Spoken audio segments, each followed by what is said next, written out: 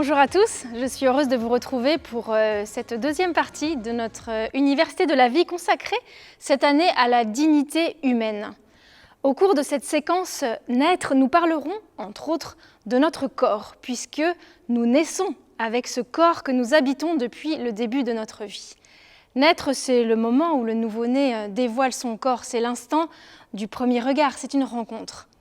Et nous sommes créés, nous naissons dans un corps et en théorie tous égaux en dignité et en droit. D'après ce premier article de la Déclaration des droits de l'homme, si vous vous souvenez, on en avait parlé lors de la séquence Exister, et nous avions vu que ce principe de dignité a été intégré dans le droit international après et à cause de la Deuxième Guerre mondiale. Les États avaient voulu refonder l'ordre politique international et le constat ou l'intuition était qu'il fallait réaffirmer l'existence de droits de l'homme, en particulier pour limiter le pouvoir de l'État, car ce pouvoir venait dramatiquement de montrer qu'il pouvait aller à l'encontre des personnes dans des sociétés totalitaires ou potentiellement totalitaires. Et pour rédiger ces droits, il y a eu débat, évidemment. Une des principales difficultés a été de décider au nom de quoi l'homme mérite des droits. Pourquoi a-t-il des droits? C'est évidemment la question majeure, puisque au fond c'est celle de la philosophie sur laquelle allaient reposer finalement ces droits humains. Il y a eu débat car évidemment des conceptions de l'homme contradictoires se sont opposées. Mais les États ont quand même réussi à se mettre d'accord sur ce mot de dignité. Ils ont déclaré que les droits de l'homme découlent de sa dignité. Et c'est sur ce mot que repose désormais cet édifice des droits de l'homme. Mais la définition de cette dignité n'a pas été donnée. Son sens, sa signification, sa portée n'ont pas été précisées ni finalement vraiment partagées et admis. Si bien que dès l'origine, le ver était dans le fruit. Et finalement, c'est à cause de cette ambiguïté qu'il y a des positions divergentes et des interprétations de la dignité qui sont aujourd'hui parfois diamétralement opposées. Ce qui divise, ce sont deux visions contradictoires de la dignité humaine. Celle où l'homme est une unité, corps, âme, esprit, c'est-à-dire un être humain incarné dans son corps, et l'autre qui est exactement l'inverse. Et nous allons approfondir ces sujets plusieurs fois dans cette séquence, notamment avec Gregor Pupink. Alors on parle de droit et c'est bien sûr important dans nos sujets bioéthiques, on ne peut pas en faire l'économie, mais si on parle de droit, alors peut-être qu'on peut commencer par se demander quel est le premier des droits de l'homme, le premier, celui qui est à la racine et à la source de tous les autres droits. Est-ce que ce premier droit, finalement, peut-il être autre chose que le droit à la vie? Et alors, pour plonger dans notre séquence Naître en beauté, je voudrais vous proposer de commencer par quelques images dans une courte vidéo. Today, I'm being born. Like thousands of children all across Europe. What will the world we grow up in look like? What awaits us? Most of us are planned. Some of us are change of plans. And we've all made an impact on the world even before we're born.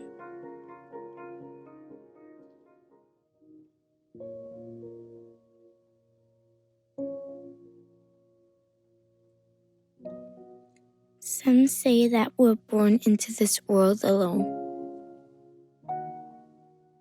But we're not.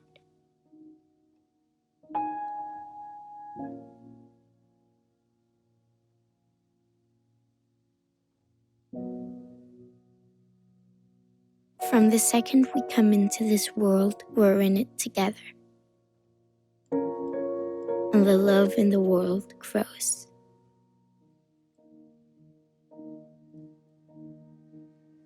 For every child born, there's another reason to shape the changing world around us and make an even better future. Each of us can leave a mark, but together we can make a real difference.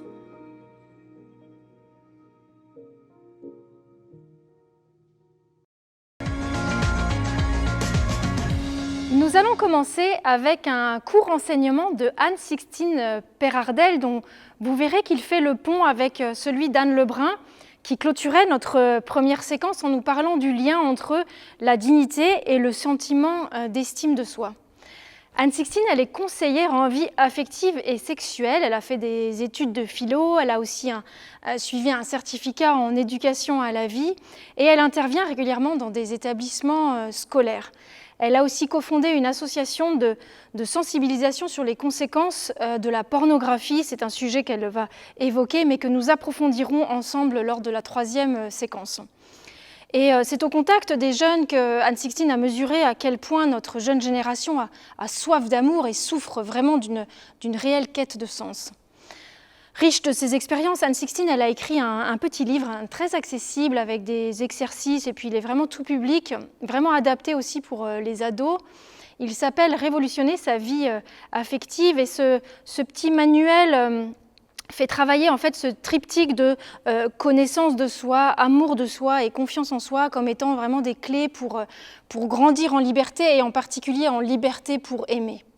Nous lui avons demandé à Anne-Sixtine de répondre à quelques questions autour de la dignité, du corps, de la sexualité et de la pudeur. Voilà, je vous envoie vers Anne-Sixtine Perardel.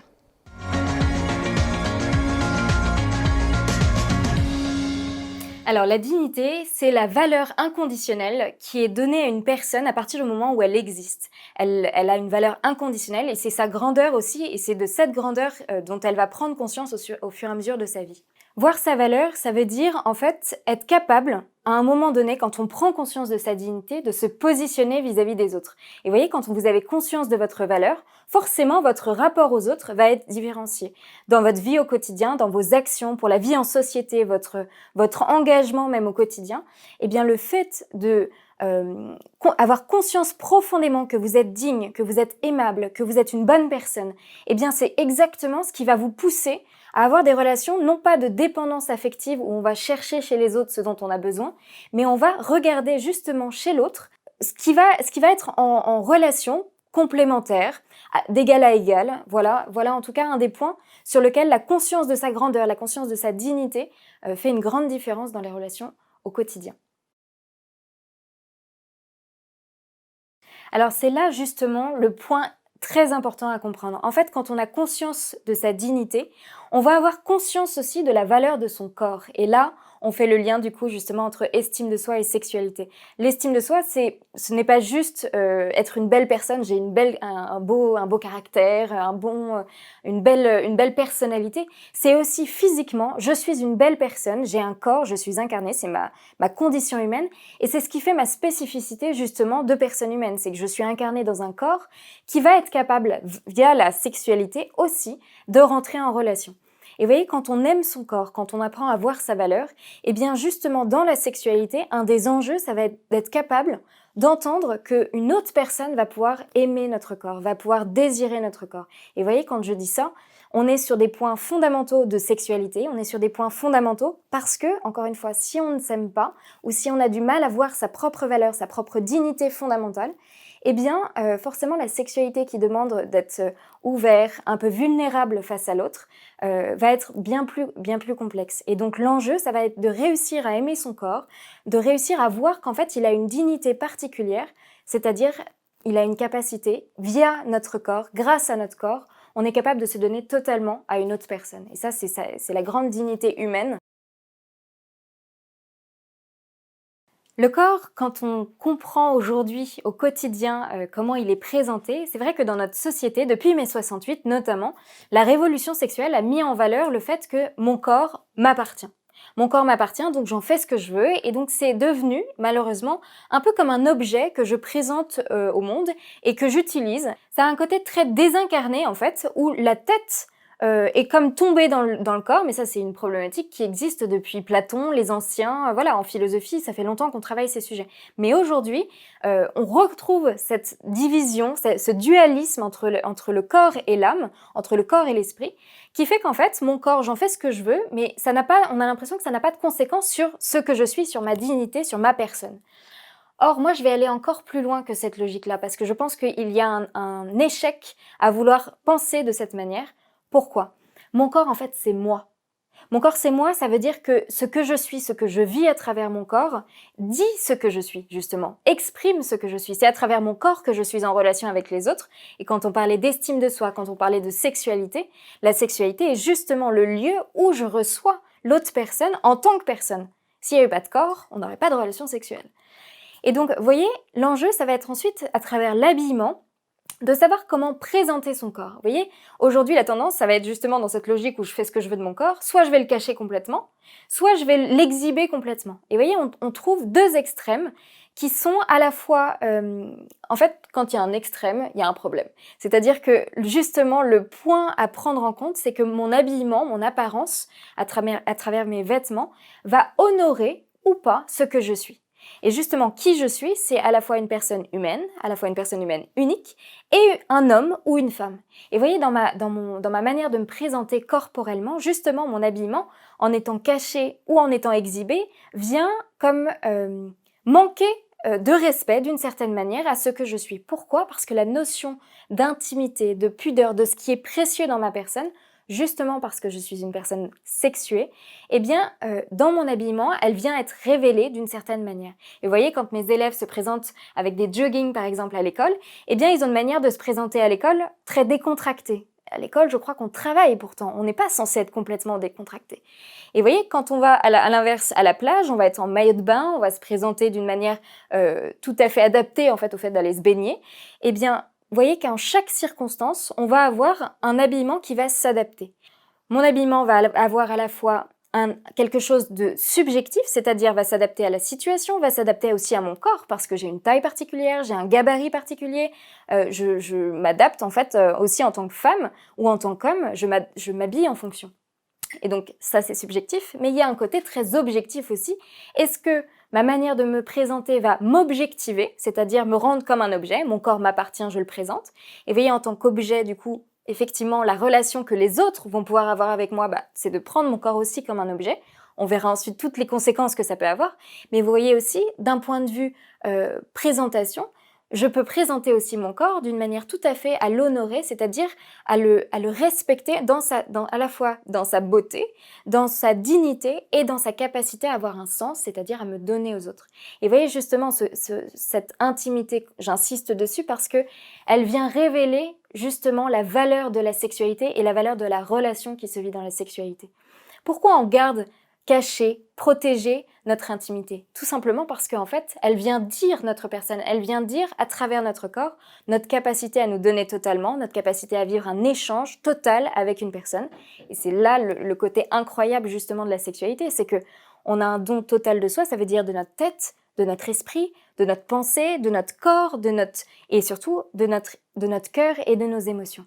Quand on discute de sexualité, de relations et de dignité de la sexualité, on retrouve exactement dans le corps cet échange possible et ce qui fait la dignité de la personne humaine. On a une réalité incroyable à vivre, ce don total du corps. Eh bien, c'est justement dans cet échange total, qui n'est vécu que dans le corps, que c'est possible. Quand, par exemple, vous vous tapez le pied contre une table, vous dites pas « mon pied a mal », vous dites « j'ai mal ». Donc vraiment, quand il arrive quelque chose à votre corps, c'est votre personne entière, c'est vous qui êtes blessé. Et ça, c'est fondamental à comprendre parce que ça permet de comprendre justement dans quelle mesure, quand on a une blessure dans la sexualité, à quel point on peut être blessé parce que c'est notre intimité qui est violée. Quand j'utilise le corps de l'autre, je casse la dynamique de la sexualité qui est un don réciproque des corps, mais aussi des esprits, des personnes. Et on rentre par effraction dans notre intimité, dans notre personne, et c'est ça qui vient anéantir la personne qui est blessée. Je vais vous donner 3 exemples pour illustrer un peu ces abus qui sont possibles, ces atteintes au corps et justement à la dignité de la sexualité. Le premier, c'est exactement, le terme est même utilisé, abus sexuel. Et je vais prendre cet exemple aussi, l'inceste est une manière aussi extrêmement répandue en France, et ça, il faut vraiment s'en rendre compte, je le dis parce que c'est important. Dans notre propre famille, il peut y avoir des abus sexuels. Et vous voyez, toutes ces atteintes au corps viennent blesser la personne, que ce soit des adultes ou des enfants. À chaque fois, c'est un tsunami de souffrance qui est lié à cette atteinte dans l'intimité de la personne. Le deuxième exemple, qui va être aussi une manière de porter atteinte à la sexualité, c'est la pornographie. Notre monde est totalement pornographique. C'est-à-dire que dans la manière de présenter la sexualité, dans la manière de présenter le corps, dans la manière de présenter la femme, l'homme, à chaque fois, c'est une manière de rabaisser, de mépriser ce qui peut être vécu. La sexualité montrée dans la pornographie, c'est une sexualité qui est pulsionnelle, où j'utilise l'autre pour correspondre à ma pulsion, justement, à mon désir, à mon besoin.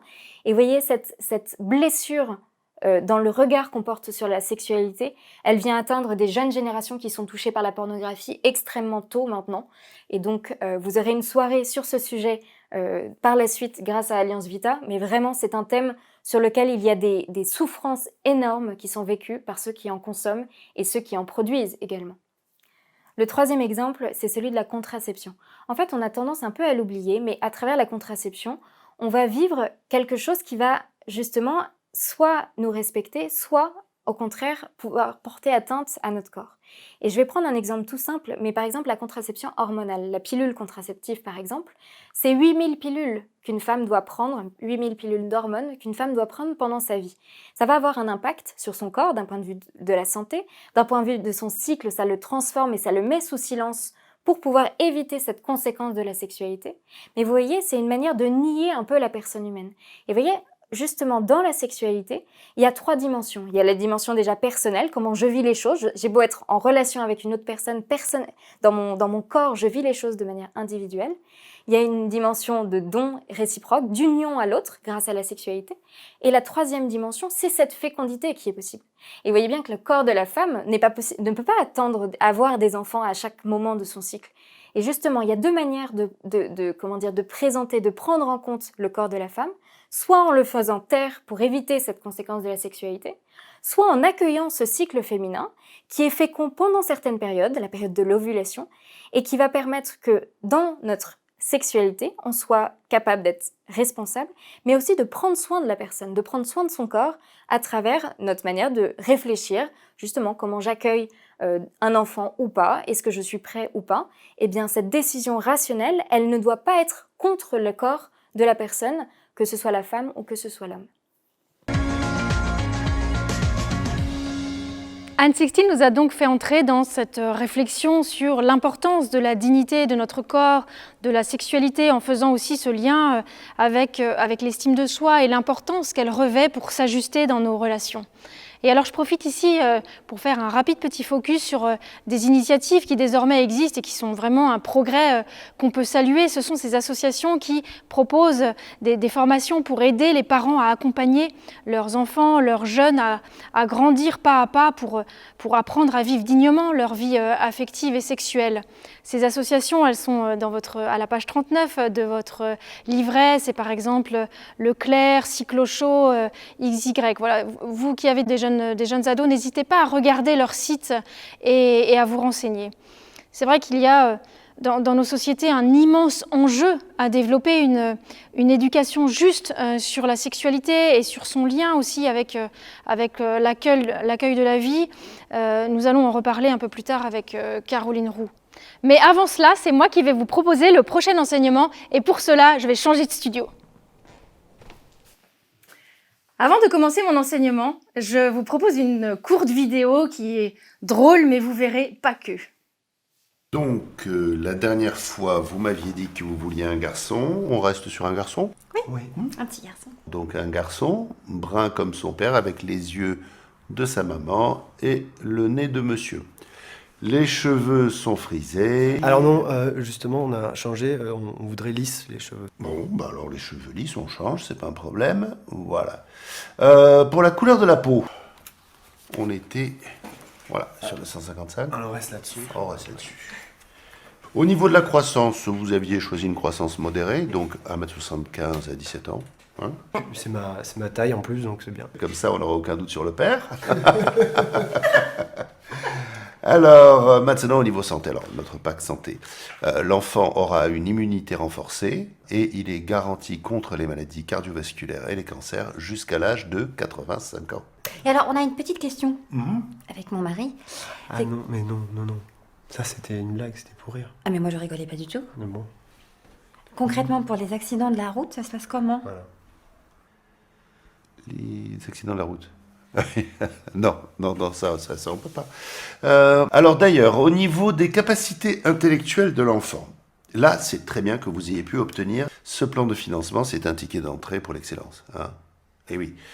Et qui dit excellence dit persévérance, travail, et puis force de caractère, tout ça. Enfin, vous voyez, c'est... Non, parce qu'avec votre ancien plan de financement, vous auriez eu un enfant beaucoup trop sensible et empathique. Hein. Vous n'auriez pas voulu d'un écrivain alcoolique. Non, là, on est plutôt sur du haut fonctionnaire, hein. On est bien d'accord. Et alors, on voulait savoir, est-ce qu'il serait possible d'avoir le gène, vous savez, pour l'oreille? Ah, vous voulez changer la forme des oreilles? Non, Non, c'est parce qu'on voudrait inscrire notre fils au violon. L'oreille absolue? Oui. c'est ça. L'oreille absolue. Ça dépasse un peu vos capacités de financement. C'est pour moi. Merci. Merci. Ah, bah écoutez. Merci. Voilà. Il ne vous reste plus qu'à signer là. Et vous accoucherez dans 9 mois, environ. Ah bah oui, la nature a encore son mot à dire. Hein.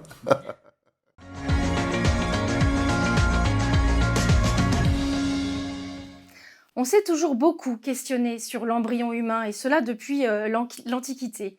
Il y a une littérature considérable et de très haute volée à laquelle les plus grands penseurs ont contribué. Mais jamais la question de sa dignité n'a été aussi essentielle qu'aujourd'hui. Il y a une sorte de double mouvement. D'un côté, une accélération stupéfiante de la science. Par exemple, depuis 5-6 ans, on sait modifier l'ADN des embryons humains. Et de l'autre, on a un effondrement de l'encadrement et de la protection, notamment juridique, de l'embryon.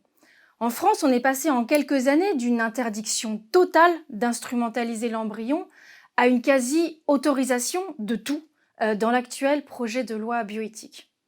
Pourtant, l'embryon d'aujourd'hui ressemble à celui de 1994, quand cette interdiction était posée. Sa nature n'a pas du tout changé, son développement non plus. Alors pourquoi ce qui justifiait de ne pas l'instrumentaliser ne serait-il plus valable aujourd'hui?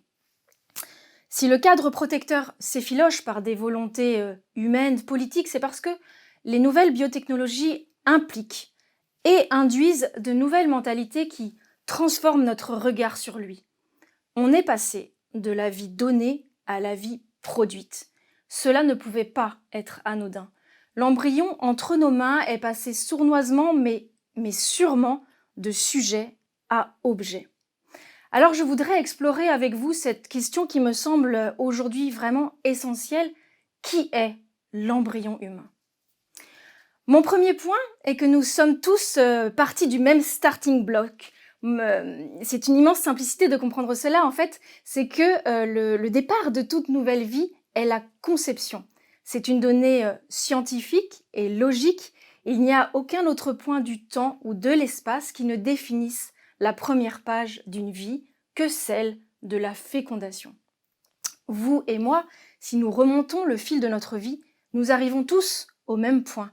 Nous avons en commun d'avoir commencé à vivre en étant une seule et unique première cellule que l'on appelle zygote.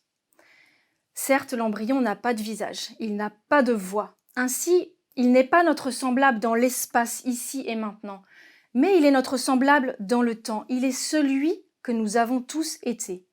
De même pour les embryons qui existent maintenant, ils sont nos semblables au futur. Toute la puissance de l'être humain est inscrite dans la première cellule. L'embryon est vivant, il fait évidemment partie de l'espèce humaine. Et aujourd'hui, la science, la philo, tout le monde s'accorde pour dire de l'embryon humain qu'il est un être humain dont il possède tous les critères. Et dans ce deuxième point, j'aimerais vous parler de la puissance de l'être humain qui est inscrite dès cette première cellule. Je ne dis pas être humain en puissance, je dis volontairement puissance de l'être humain. La matière seule en elle-même ne vit pas. la vie ne naît pas de la matière, mais la vie anime la matière. Si les cellules se multiplient, c'est parce que cette matière est animée. Il y a un principe de vie qui anime tous les êtres vivants, végétaux, animaux et humains. Et si on considère le caractère singulier de l'être humain dans le monde du vivant, alors ce principe de vie qui infuse l'être humain est évidemment particulier parce que déjà et seulement humain. La première cellule, vous le savez, elle se crée à la fécondation lorsque les chromosomes paternels et maternels se réorganisent pour créer un nouveau patrimoine génétique. À ce moment-là, le zygote est animé par son principe de vie et il contient son ADN du coup qui est unique et singulier. Notre ADN, c'est un très long filament de 2 mètres de long dans chaque noyau de cellule. C'est comme notre immense encyclopédie qui porte l'information de notre mode d'emploi unique au monde, complet et universel. Il est rédigé en milliers de bases à partir de 4 lettres. Mais l'ADN n'est pas la cause première du développement, mais il en est l'instrument privilégié. Et bien sûr, il compte beaucoup pour construire qui on est, parce que l'ADN est une pièce maîtresse que le principe de vie utilise pour permettre à la vie de se déployer. Très tôt, le zygote sait qu'il ne va pas juste répliquer son ADN pour se dédoubler en 2, puis 4 cellules, parce qu'il passe, par exemple, par le stade de 3 cellules.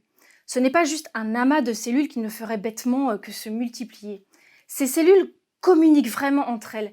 Elles savent déjà qu'elles sont un individu en devenir et le zygote sait qu'il est à l'origine d'un organisme complexe. Je vous partage ici 2 anecdotes. Quand on prélève 1 ou 2 cellules sur un embryon de 8 ou 16 cellules pour réaliser un diagnostic préimplantatoire, l'embryon continue normalement son développement parce que les cellules communiquent. Et donc, elles se réorganisent malgré le manque. Deuxième anecdote, des études démontrent aujourd'hui avec certitude que l'embryon est capable de s'auto-réparer. Dans un embryon, il n'est pas rare que certaines de ces cellules contiennent un nombre anormal de chromosomes. C'est ce qu'on appelle une aneuploïdie. Ça peut concerner quelques cellules et pas forcément tout l'embryon.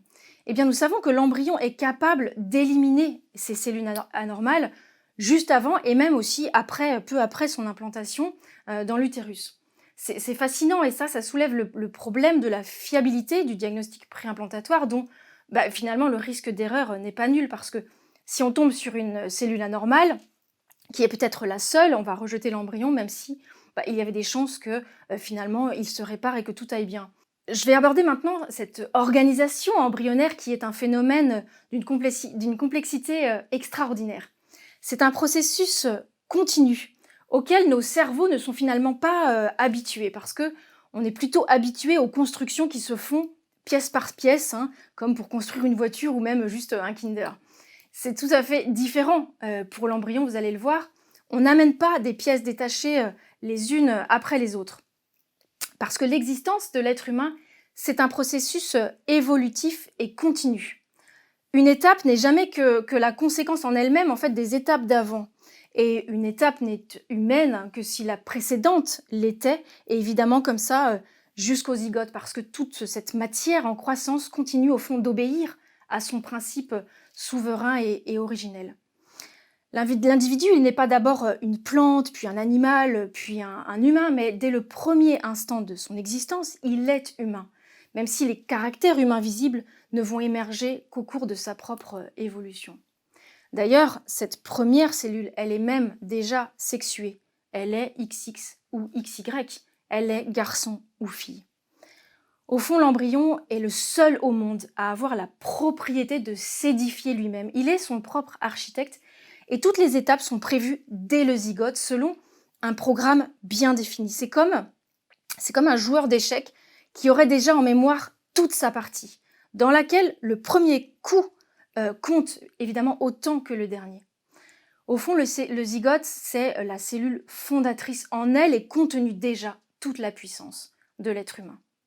L'embryon n'est pas un projet parental, il est un projet de lui-même. Et au fur et à mesure de cette construction magistrale, il n'y a aucun changement de nature, ni aucune gradation de valeur. On ne peut pas définir l'embryon comme une personne, mais en tout cas au stade précoce de son développement, mais il n'est pas personne, car toutes ces observations dont je viens de vous parler fournissent des indications précieuses pour discerner rationnellement une présence personnelle dès l'apparition d'une vie humaine.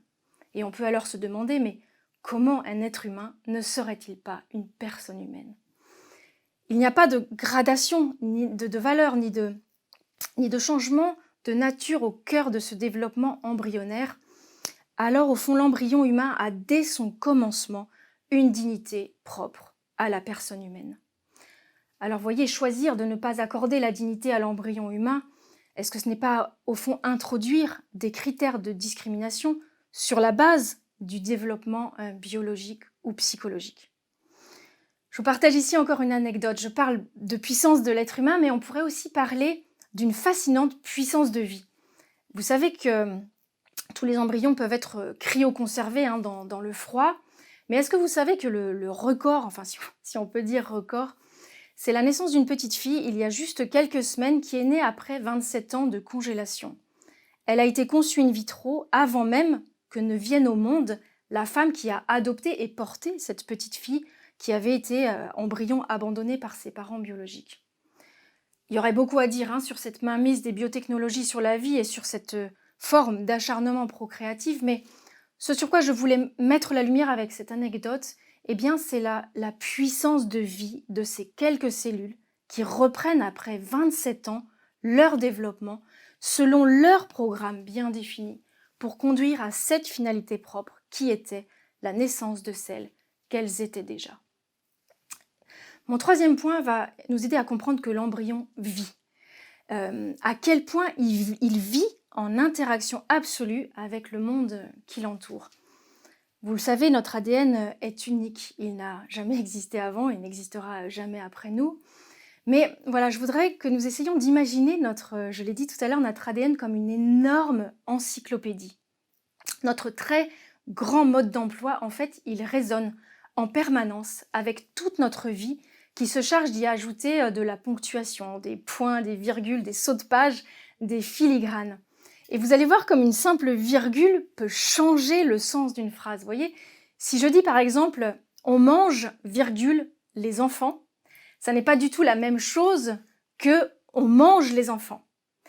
Eh bien, l'épigénétique, c'est aussi simple que ça. On ne change rien aux mots de notre encyclopédie d'ADN qui compose notre code génétique, mais on en change l'interprétation.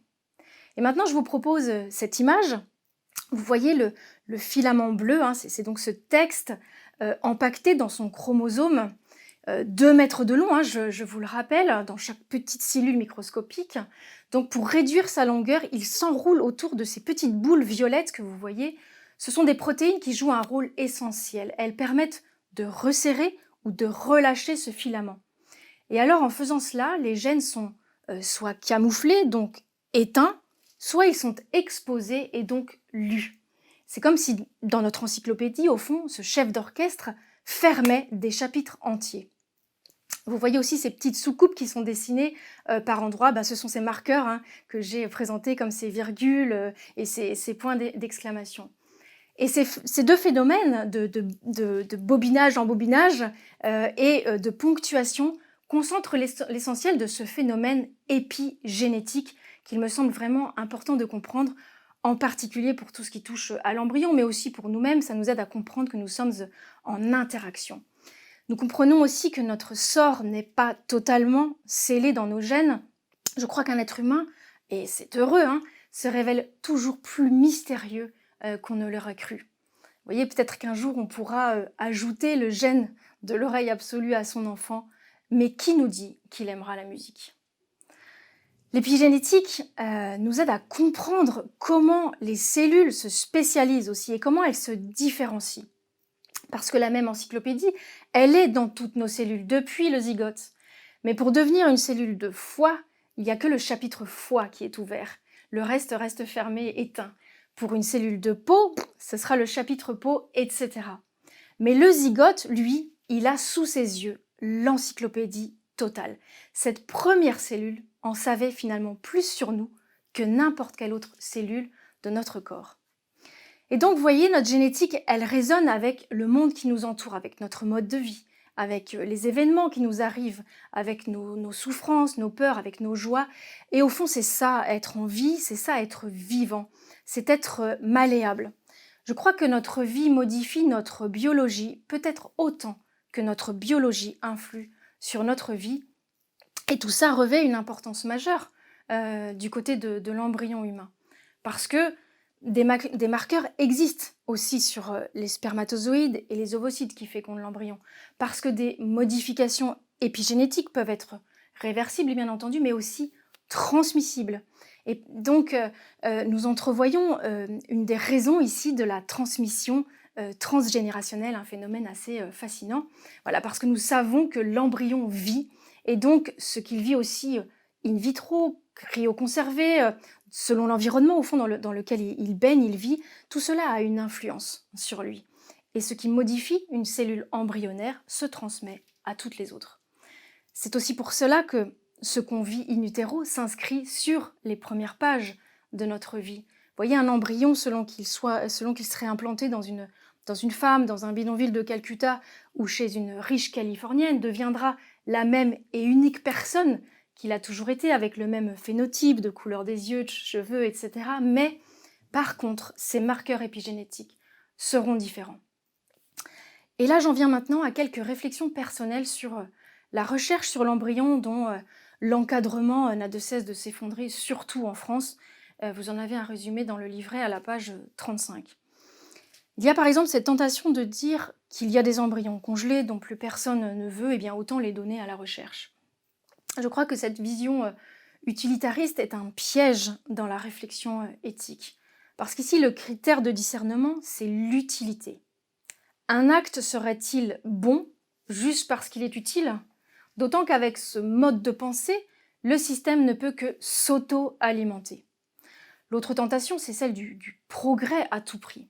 C'est vrai que les cellules embryonnaires ont des caractères exceptionnels, je l'ai dit. Et oui, la recherche sur l'embryon permet des découvertes que d'autres cellules ne permettent pas. Et il serait, je crois, naïf de ne pas le reconnaître. Mais à quel prix ? Parce qu'une recherche qui instrumentalise et détruit une catégorie d'êtres humains est-elle vraiment juste ? La question ici, justement, est celle de la dignité humaine. Et c'est en son nom qu'on a considéré que certaines expérimentations étaient contraires à la dignité humaine. Nous pouvons trier les embryons, parfois selon des critères qui sont juste esthétiques. Nous pouvons créer la vie de toutes pièces avec ces gamètes artificiels. Nous pouvons aussi, je l'ai dit, intervenir dans le génome des embryons pour modifier des critères génétiques. Et justement, des bébés génétiquement modifiés sont déjà nés en Chine, en Ukraine par exemple. Alors, demandons-nous comment accueillir l'idée qu'on est venu au monde sous condition ou fabriqué sur mesure pour s'ajuster aux désirs d'autrui, que ce soit parents, biologistes, sciences ou société. Nous naissons libres et égaux en droit, déclaration des droits de l'homme, mais comment cela peut-il être vrai dans le cas d'une manipulation génétique quand c'est justement devant la naissance que nous ne sommes désormais plus égaux ? Dans ces manipulations irréversibles, le fort exerce sa liberté sur le faible. Et cela annule, au fond, la réciprocité et donc l'égalité entre le programmeur et le programmé. Et envisager la conception sous le seul angle d'un projet qui devrait être mené à bien, sans laisser de place à l'imperfection, au hasard ou à la providence, eh bien cela engendre une conception utilitariste de l'homme qui est, je pense, intrinsèquement contraire à la solidarité et aussi à la dignité humaine. Alors en conclusion, je voudrais vous montrer que en fait, la science, elle nous amène de plus en plus à comprendre le comment de la vie. Et c'est vraiment tant mieux, c'est très utile. Mais alors pourquoi notre émerveillement ne pourrait pas aussi, lui, aller en grandissant ? Ce que la science, par contre, jamais n'expliquera, c'est le pourquoi de la vie. On ne voit pas sous la lame du microscope ce principe de vie infusé qu'on appelle aussi l'âme, et qui nous anime depuis notre première cellule jusqu'à notre dernier souffle. Mais faut-il toujours voir pour croire ? Alors il n'y a pas de conclusion à cette immense question de qui est l'embryon. Je crois qu'on pourra jamais complètement décrire, définir, expliquer l'embryon, pas plus d'ailleurs, je crois, que l'homme, parce que l'enfermer dans des idées et des mots, ce sera toujours trop étriqué. Mais malgré cela, ou plutôt grâce à cela, nous pouvons choisir de le traiter avec dignité, pour la sienne et par la nôtre. Pour tous ceux qui auraient envie d'aller plus loin, je vous envoie vers mes livres et aussi vers notre médiathèque du site de l'Université de la Vie où nous avons déjà beaucoup de vidéos qui sont disponibles. Nous allons maintenant continuer avec un enseignement de Caroline Roux sur les évolutions du rapport à la procréation et à la maternité dans un contexte d'emprise croissante de la technique. Caroline va nous parler de la manière dont nos contemporains vivent tout cela et aussi l'impact que cela a sur cette question de dignité qui nous intéresse dans cette formation. Caroline Roux, elle est déléguée générale adjointe, elle est directrice aussi de Vita International et elle coordonne les services d'aide et d'écoute dont vous avez une présentation dans vos livrets. Elle a aussi lancé en 2010 le guide des aides aux femmes enceintes. SOS Bébé est un service qui couvre l'ensemble des questions liées à la maternité et ce service c'est vraiment un service essentiel pour nos contemporains qui vivent des situations difficiles et c'est un service qui est rendu possible par une précieuse équipe d'écoutantes et d'écoutants qui sont coordonnés par Valérie Boulanger qui nous a donné un enseignement lors de notre première séquence. SOS Bébé, c'est 1 million de visites sur le site en 2020 et plusieurs milliers de personnes déjà écoutées depuis 15 ans. Et c'est grâce à cette écoute que Vita s'ancre dans la réalité et porte aussi ses propositions concrètes auprès des décideurs et aussi à l'étranger. Et c'est à partir de cette expérience de terrain que Caroline va nous partager cette réflexion.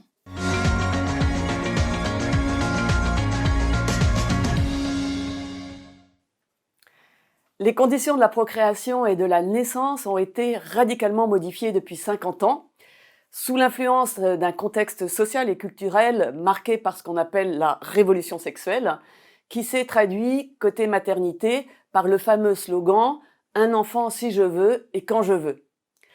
L'autre évolution majeure, ce sont les progrès scientifiques en matière de procréation, grossesse et de la santé de l'enfant à naître. La loi et la médecine ont été convoquées dans l'intimité des couples et des personnes, et c'est ainsi qu'a été inventée l'expression « santé reproductive » qui, outre la santé maternelle et infantile, englobe les techniques de contraception, stérilisation ou d'avortement. De nouvelles normes procréatives ont ainsi émergé. En quoi est-ce qu'elles garantissent ou affectent la dignité humaine? C'est la question que nous nous posons. Premier constat, le contrôle de la fertilité est organisé, vécu comme une norme sociale et sanitaire. Concernant la procréation, l'enfant programmé, planifié est devenu la norme. Alors, il ne s'agit pas de remettre en cause la nécessité d'exercer une maternité et une paternité de manière responsable, mais de s'interroger sur cette injonction à utiliser ces modalités médicales pour bloquer la fécondité et la procréation. Pilules, stérilés, patchs, implants, des millions de femmes en bonne santé se sont vues prescrire des hormones de synthèse. C'est la crise des pilules de 3e et 4e génération qui a été un tournant en 2013. Une nouvelle génération de femmes souhaite ouvrir de nouveaux chemins. Elles ont fait les frais de la médicalisation de leur corps, subie dès leur jeune âge.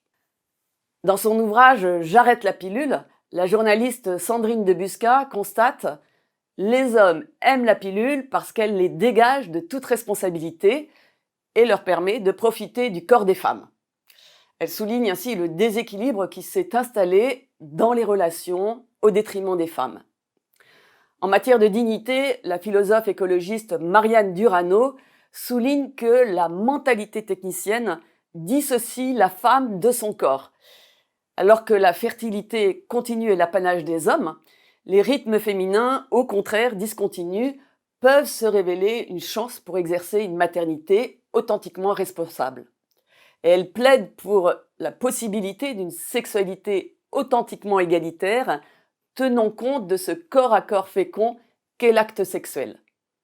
Alors, ça demande d'impliquer les hommes dans le respect de la temporalité du corps des femmes, Et c'est un enjeu social et écologique qui pourrait renouveler le rapport à la sexualité et à la vie. D'autant que, autre conséquence d'une approche technicienne, l'échec de planification des naissances est devenu plus difficilement acceptable. Il conduit plus systématiquement vers l'avortement. La maîtrise de la fécondité se révèle en fait illusoire. Oubli de pilule, rupture de préservatif, grossesse sous stérilet ou sous pilule. 72% des femmes qui avortent disent suivre une méthode de contraception quand elles ont découvert leur grossesse, selon l'INED, Institut national d'études démographiques. Les cas sont finalement nombreux de grossesses imprévues, jeunes, moins jeunes, en couple stable ou pas. Les situations sont variées.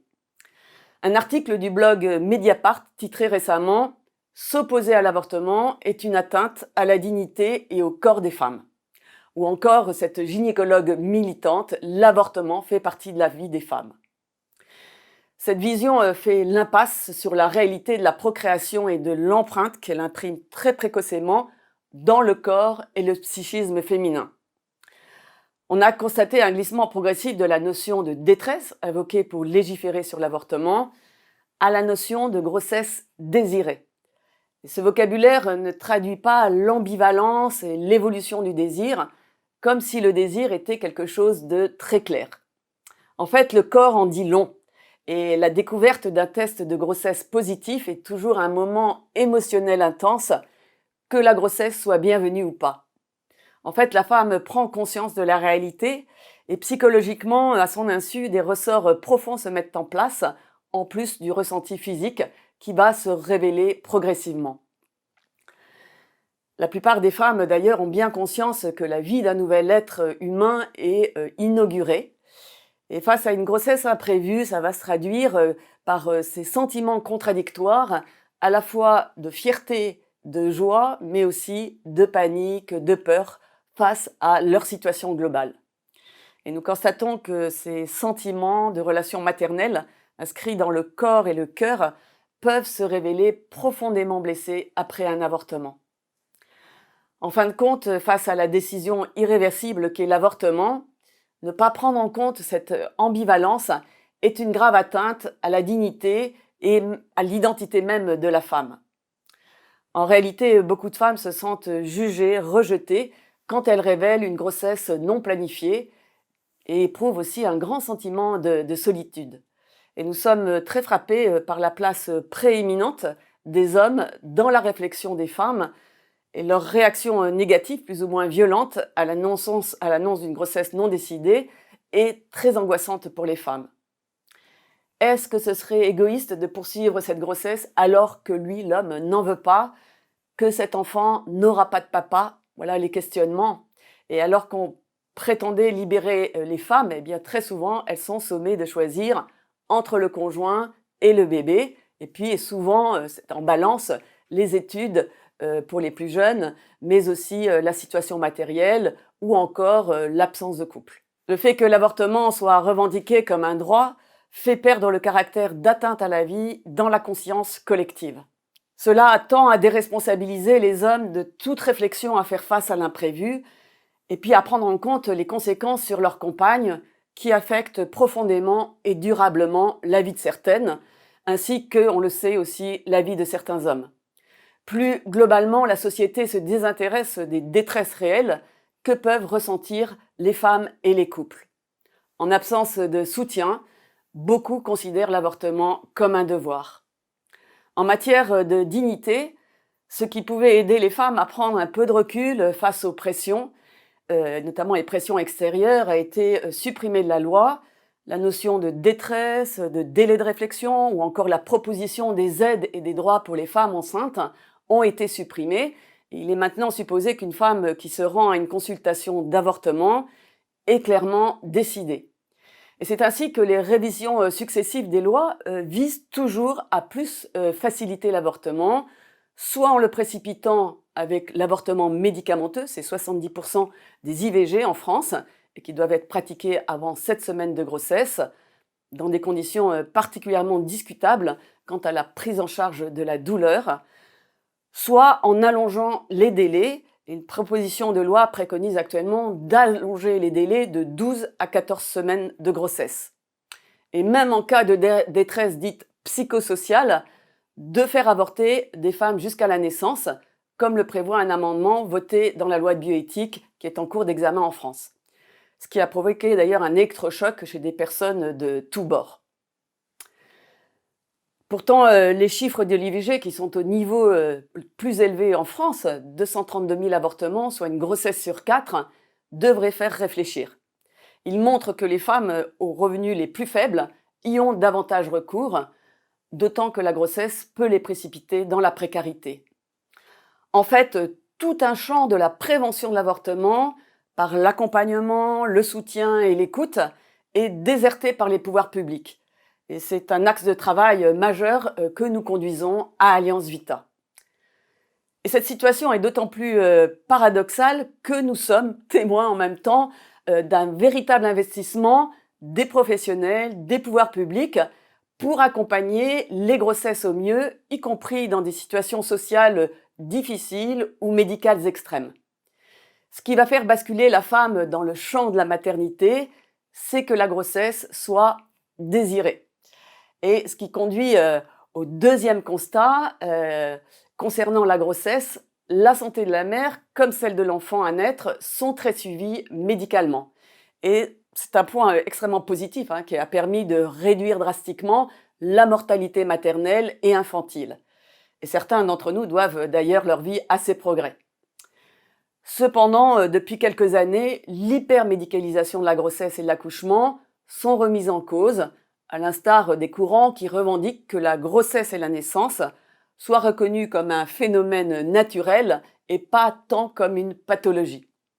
Alors, côté positif, la prise en compte de la place du père dès la grossesse et à la naissance vient équilibrer les rôles paternels et maternels autour de l'enfant.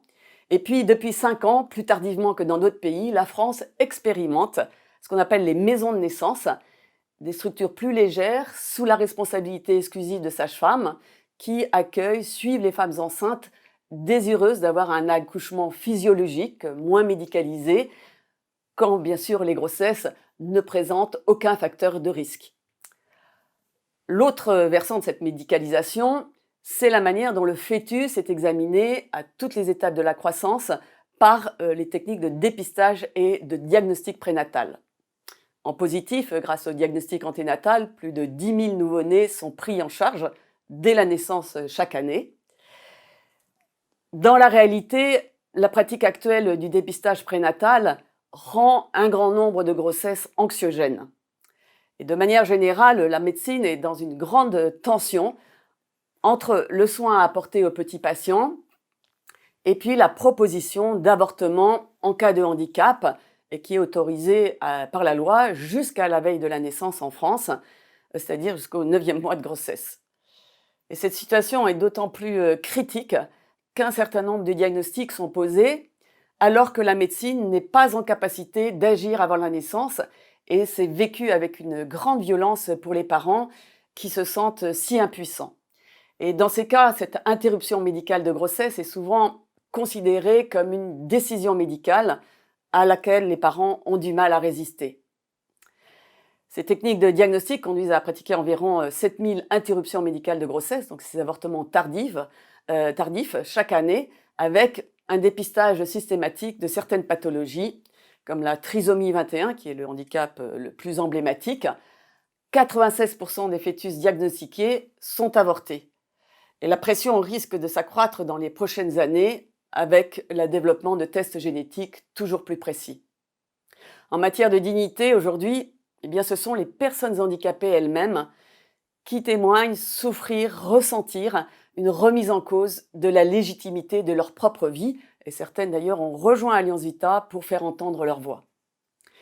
À ce stade, toute politique en faveur de soutien des personnes handicapées et puis de recherche médicale ne peut aujourd'hui faire l'économie de cette réflexion sur la tentation d'eugénisme qui traverse notre société et qui affecte gravement la dignité des personnes handicapées.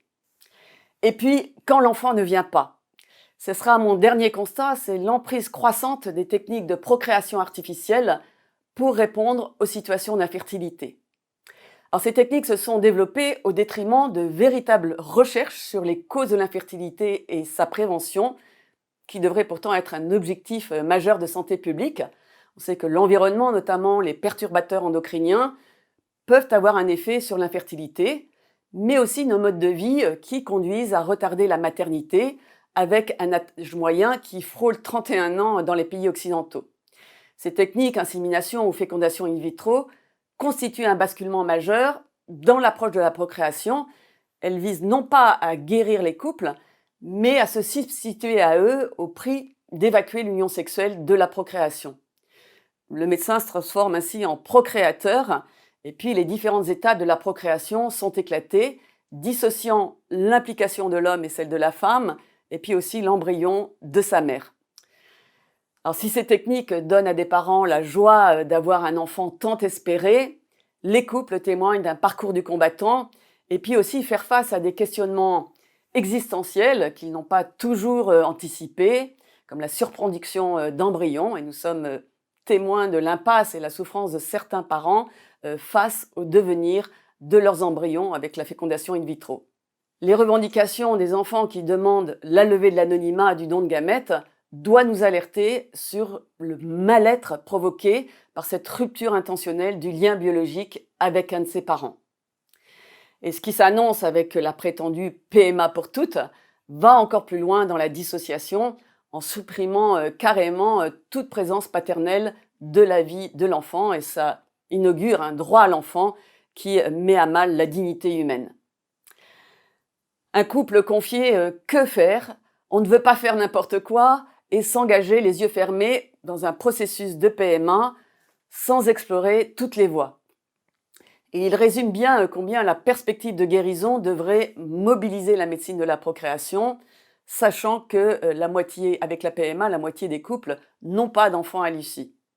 Alors, de nouvelles approches comme les naprotechnologies émergent avec pour souci premier de restaurer la fertilité et de préserver l'union des couples dans la procréation.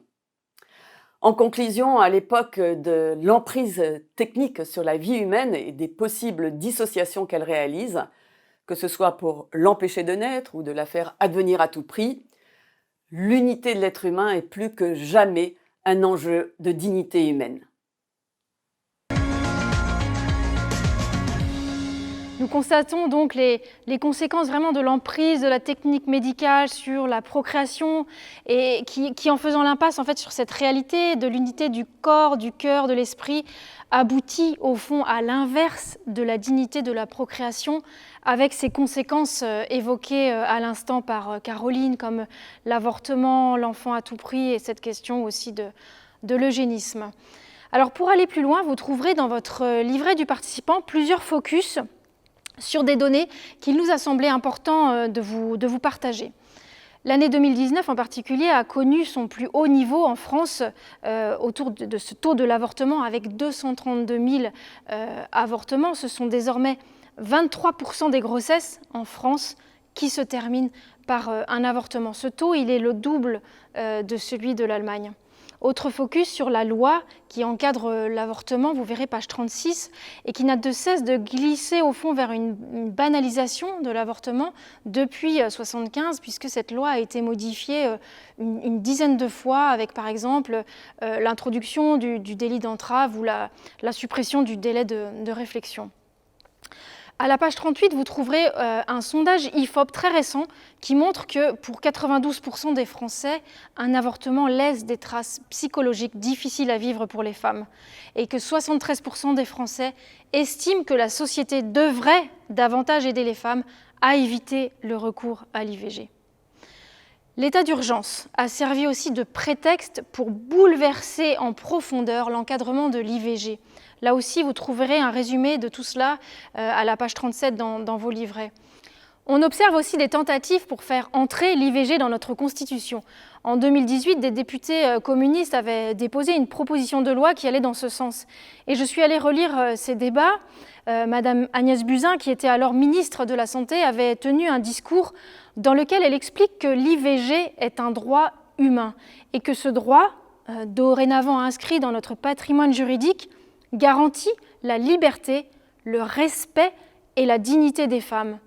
Alors vous voyez qu'en l'absence de définition claire de ce qu'est la dignité, ce que je disais tout à l'heure, nous constatons sur beaucoup de sujets, et nous le verrons aussi sur ceux qui touchent à la fin de vie, que cette notion de dignité, finalement, elle est interprétée et utilisée de manière très contradictoire par les uns et par les autres.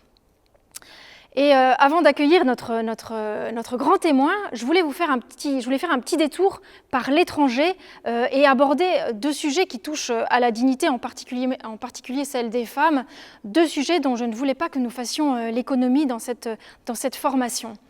Le premier sujet, c'est celui de la sélection anténatale et de l'élimination des petites filles. C'est une pratique très courante dans plusieurs pays pour des raisons culturelles et économiques.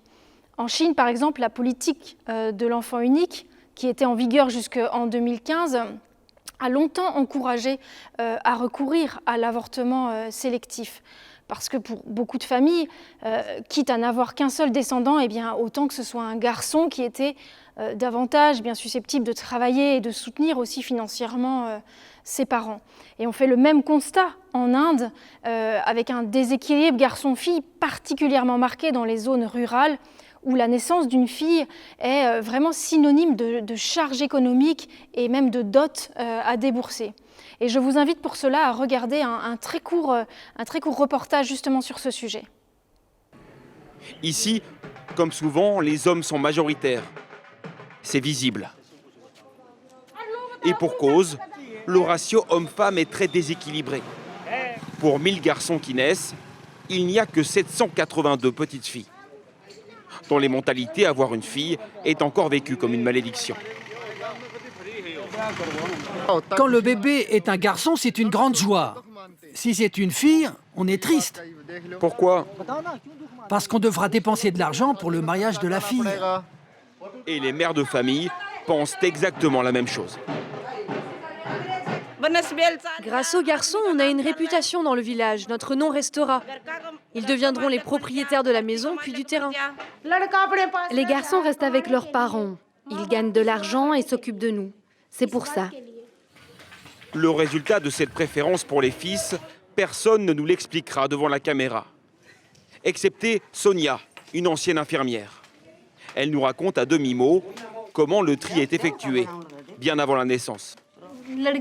Personne ne veut accoucher d'une fille. Donc ils vont faire une échographie, puis le nettoyage. Comme ça, ils n'ont que des garçons. C'est la mentalité par ici. C'est quoi le nettoyage ? Le nettoyage des filles. Comprenez, avortement. Selon le gouvernement, il manque aujourd'hui 63 millions de femmes en Inde, l'équivalent de la population britannique. Pour comprendre, voici la maternité de l'hôpital de la région. Selon la loi, l'avortement n'est autorisé que dans certaines conditions très strictes.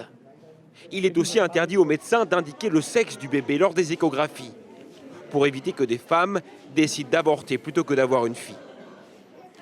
Beaucoup essaient pourtant de contourner cette loi. Il y a toujours des personnes qui veulent absolument savoir. Ils proposent aux médecins 500, 600 € rien que pour connaître le sexe. Rakesh Kumar dirige un programme de sensibilisation sur cette question. Sa campagne, il l'amène dorénavant auprès des futurs parents, dans les lycées et universités. Parfois, les bébés filles sont simplement tuées.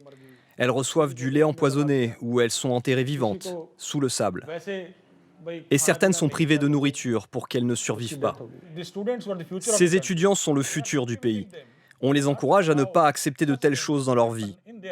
Et bien sûr, nous savons que ça va marcher. On va créer un mouvement public grâce à l'aide des jeunes. Un enthousiasme qui contraste avec la réalité. Depuis 2012, les chiffres n'ont fait qu'empirer. Car il n'y a pas que l'avortement dans les villages, les filles reçoivent aussi moins d'attention en matière de santé et d'éducation. Ce qui nuit à leur espérance de vie. Cette discrimination selon le sexe devient aussi technologique et elle concerne aussi désormais l'embryon in vitro. Parce qu'avec le DPI, ce diagnostic préimplantatoire qui étudie les chromosomes, le karyotype de l'embryon in vitro, eh bien on peut connaître très tôt, et donc in vitro, le sexe de l'enfant. Et dans quelques pays, alors pas la France, mais les États-Unis, Chypre, le Moyen-Orient, c'est un business énorme et déjà toléré. C'est un marché à 100 millions de dollars par an, rien que pour les USA. C'est une technique qui est très prisée pour réaliser le family balancing, c'est-à-dire équilibrer la famille et par exemple choisir un garçon quand on a déjà une fille. Et alors, j'ai vu sur ce sujet énormément déjà d'articles dans la presse, et souvent ce système est présenté comme étant d'ailleurs un progrès, mais surtout il est présenté comme une technique qui permettrait désormais de choisir le sexe de son enfant. Et alors je crois que c'est vraiment très important de faire attention au sens des mots, surtout dans nos sujets bioéthiques, parce qu'en vérité, on ne choisit pas le sexe de son enfant. Par contre, ce qu'on fait avec cette technique, c'est qu'on choisit l'embryon et donc l'enfant en fonction de son sexe. Et donc, on rejette les autres. C'est une sélection selon le sexe. Donc, ce qu'il faut dire, ce qu'il est juste de dire, c'est qu'on peut désormais choisir son enfant en fonction de son sexe. Et le deuxième mouvement, deuxième sujet dont je voulais vous parler de manière complémentaire, est un mouvement qui s'installe de plus en plus dans nos sociétés postmodernes. C'est cette injonction qui pèse quand même beaucoup sur les jeunes femmes et les jeunes hommes aussi aujourd'hui, à ne plus avoir d'enfants pour ne pas polluer. Et voilà, je vais vous montrer par exemple des campagnes de pub qu'on trouve notamment aux États-Unis et au Canada. Ces campagnes de pub sont intitulées One Planet, One Child, ce qui veut dire une planète, un enfant, et ces campagnes expliquent tranquillement que le plus beau cadeau d'amour à faire à votre premier enfant, c'est de ne pas en avoir d'autres. C'est assez désespérant et c'est aussi assez culpabilisant aussi, comme si au fond l'homme n'avait plus sa place sur notre terre. Alors il ne faut évidemment pas nier l'urgence écologique, ni d'ailleurs contester au fond ce qui relève de décisions individuelles de ne pas avoir d'enfants, parce que la fécondité, elle va bien au-delà de la paternité et de la maternité, et puis avoir des enfants n'est pas une condition indispensable pour se réaliser ou pour trouver le bonheur. Mais je trouve quand même qu'il y a de quoi s'émouvoir au fond de cette mensongère et écrasante injonction qui pèse sur notre époque, qui nous dit « n'ayez pas de bébés, ils vont polluer ». Et vraiment ce courant de pensée, il se répand énormément, au point que certains vont jusqu'à se faire stériliser pour honorer ce choix éco-responsable ultime. Qu'est-ce qu'on ne ferait pas pour le bien-être? Réponse, des enfants. Comme l'a écrit Martin Stephens dans une chronique, la philosophie du bien-être nous achemine désormais vers le bien non-être. Et moi, vraiment, je me demande sur ce sujet-là, au fond, pour qui et par qui nous trouverons l'énergie et l'envie de nous battre pour défendre la planète, pour le bien, le bon, le beau, si au fond, il n'y a personne à qui nous passerons ce flambeau. Ces deux sujets, en tout cas, questionnent vraiment en profondeur le respect de la dignité humaine des femmes, des enfants et de la dignité humaine, finalement, aussi en général.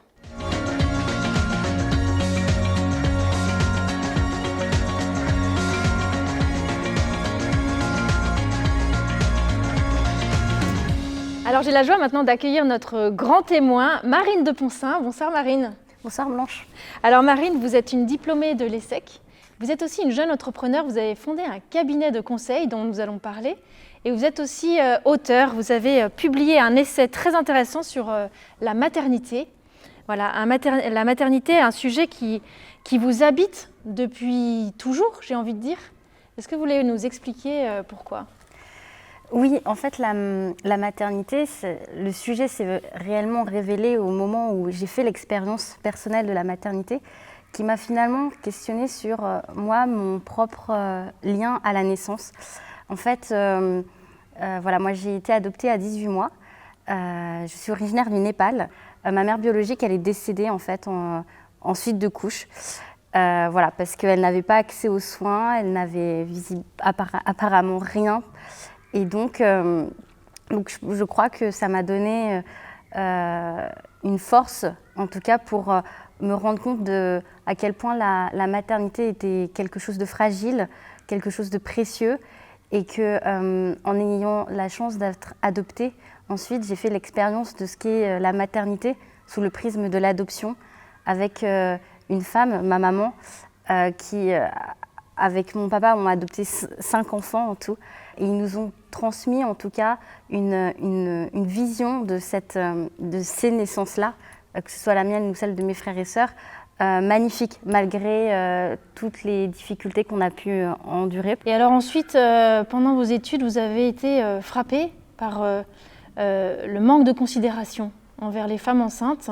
Vous parlez même d'un délit de grossesse. C'est fort comme mot. Oui.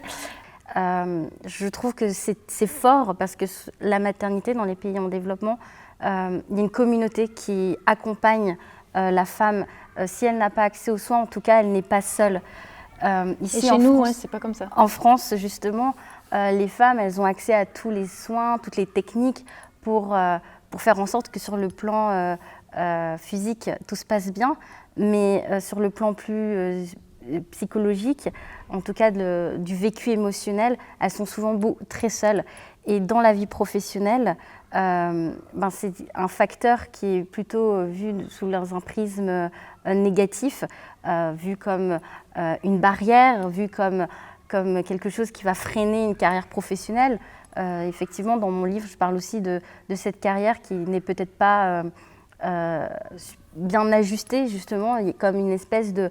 La réussite, c'est la carrière professionnelle, et donc la maternité va être une entrave à cette réussite, et c'est en ça que ça peut être perçu et vécu comme un délit, parce que la femme, elle sait pertinemment qu'elle va causer, entre guillemets, des problèmes à son équipe, à son entreprise, et du coup, elle se met elle-même cette pression de se dire, bon, je choisis d'être enceinte, et donc je sais pertinemment que je vais être un facteur, en tout cas, de difficulté pour les autres.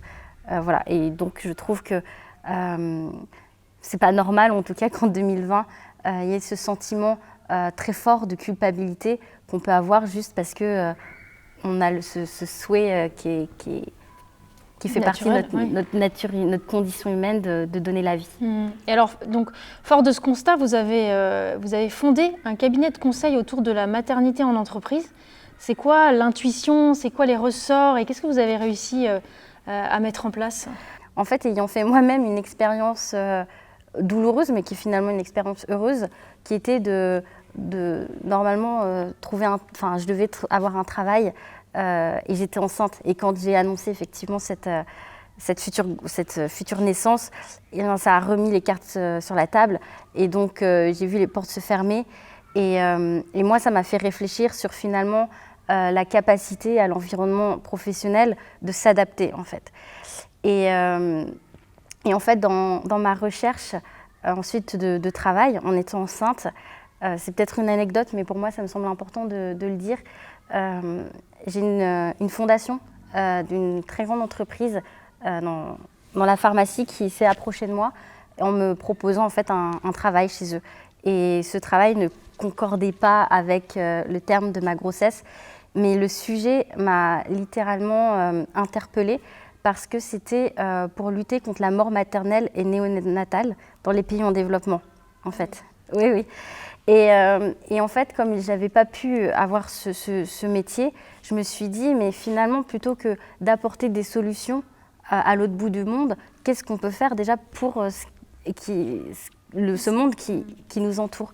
Et donc, j'ai commencé à consulter des jeunes femmes, souvent plus âgées que moi, sur comment est-ce qu'elles vivaient leur grossesse. Et en fait, comme j'ai été formée aux études de marché, j'ai pu mener ma propre étude sur des dimensions quantitatives et qualitatives et en fait en tirer des statistiques. Et à partir de là, c'est vrai que les statistiques étaient quand même assez fortes parce que sur une moyenne entre 0 et 10 sur le vécu de la grossesse en entreprise, on était quasiment en dessous de 5 sur 10. Et donc pour moi, c'était un indicateur fort d'alerte pour me mettre en mouvement. Et puis, cette même année, en 2015, il y a une étude qui est sortie d'une fondation de recherche des hôpitaux de Paris, de la fondation PremUp, donc une fondation spécialisée sur les sujets liés à la prématurité et qui venait donc de sortir une étude sur l'impact de l'environnement de travail sur les naissances prématurées ou en tout cas les grossesses pathologiques. Et en fait, pour moi, c'était le déclencheur, cette étude, parce qu'au-delà de mes intuitions, au-delà de l'étude que j'avais pu mener, là, il y avait une étude nationale qui montrait que 75% des femmes disaient rencontrer des grandes difficultés à concilier grossesse et travail, que 90% des femmes interrogées, quand on leur demandait « est-ce que votre entreprise met à disposition des choses pour adapter votre travail », la réponse était à 90% non. Et donc, pour moi, c'était un vrai déclencheur.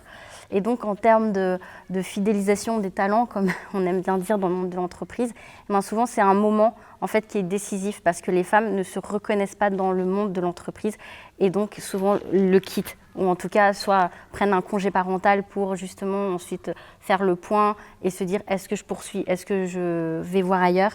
Et donc, en termes de stratégie RH, c'est une perte. Donc, du coup, c'était un petit peu sous ce prisme-là que je rentrais dans les entreprises. Est-ce que la maternité peut être une chance aussi pour l'entreprise ?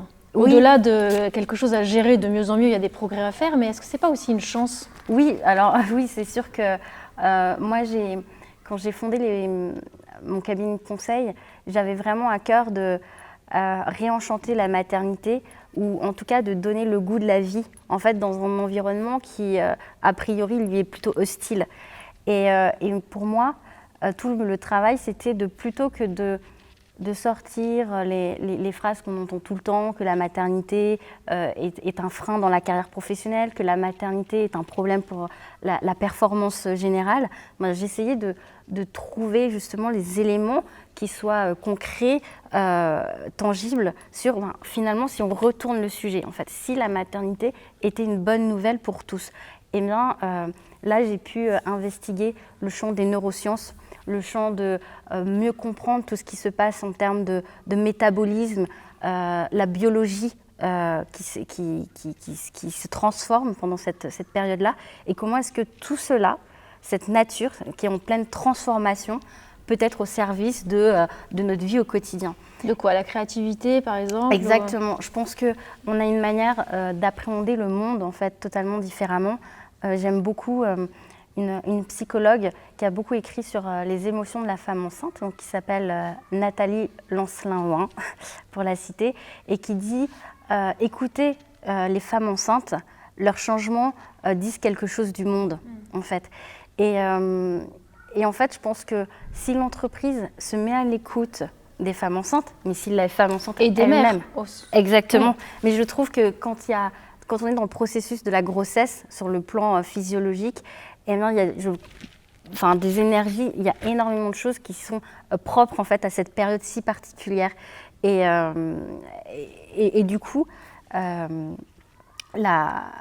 je suis toujours étonnée par la créativité de certaines femmes qui osent poser des choix pendant leur grossesse, qui osent proposer des choses dans le cadre de leur entreprise qu'elles ne se seraient jamais permises dans un autre contexte, et qui est vraiment source de créativité et donc de création de valeur.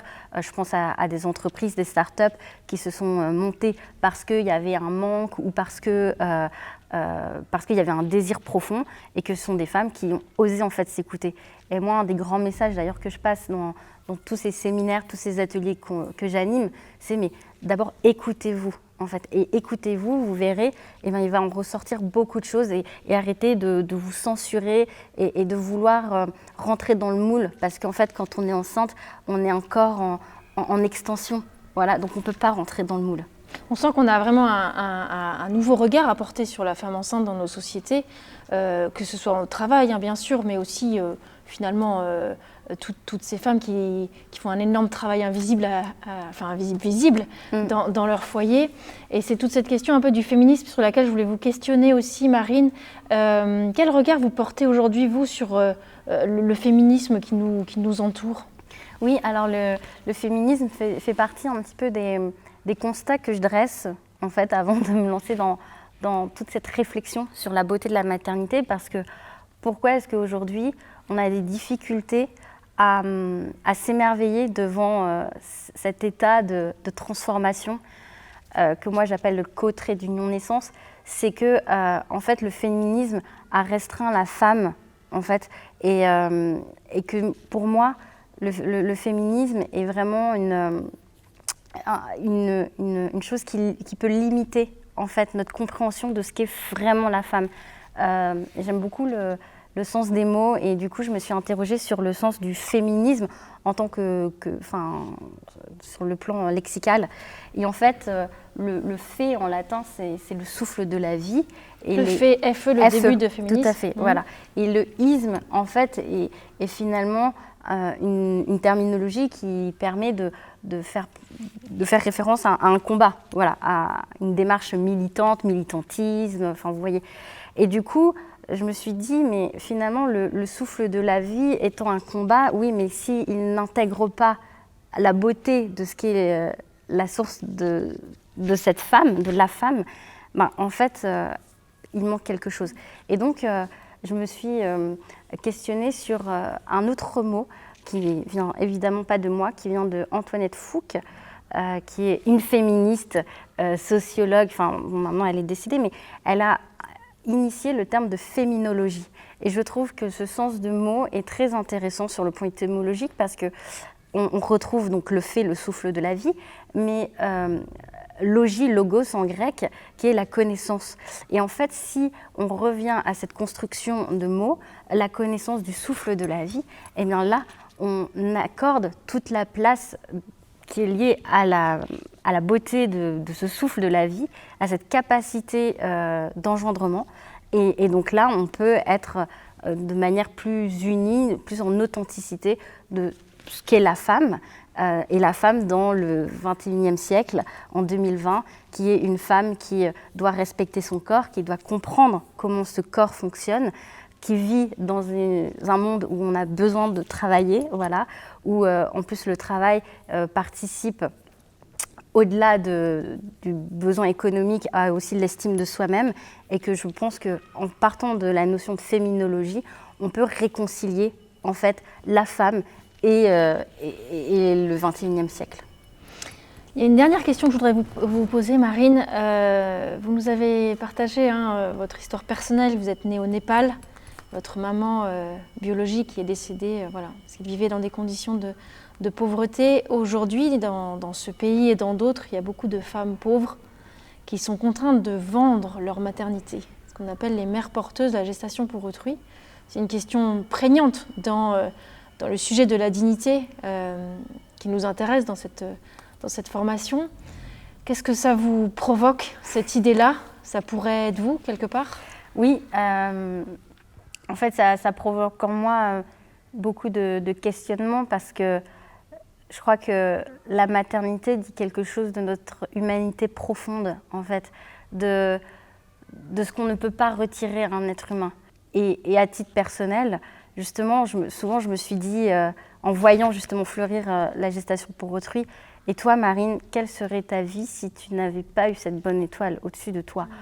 Et parce qu'en fait, moi j'avais deux options. J'avais l'option de ne pas pouvoir survivre parce qu'à 18 mois, je pesais 6 kilos, je souffrais de malnutrition chronique. On pensait que j'étais sourde et muette parce que je n'avais jamais été éveillée à la vie, en fait, tout simplement. Que quand mes parents ont voulu m'adopter, on leur a dit que c'était pas nécessaire, pas utile de m'adopter parce que en fait, j'allais mourir, donc il n'y avait pas de solution pour moi. La deuxième option, c'était celui de me dire que j'aurais dû survivre comme des milliers de jeunes filles, voilà, peut-être pour subvenir aux besoins de cette famille biologique, et qu'aujourd'hui, faire de l'argent, c'est facile, c'est possible en fait. Quand on réfléchit un peu, il y a plein de moyens, voilà, dont il y a la prostitution, il y a la GPA, enfin voilà, il y a plein de moyens. Et moi qui ai eu la chance, quand j'avais 10 ans, en fait, j'ai fait un tour du monde avec ma famille. Donc pendant un long temps, on a voyagé avec mes parents dans chacun de nos pays.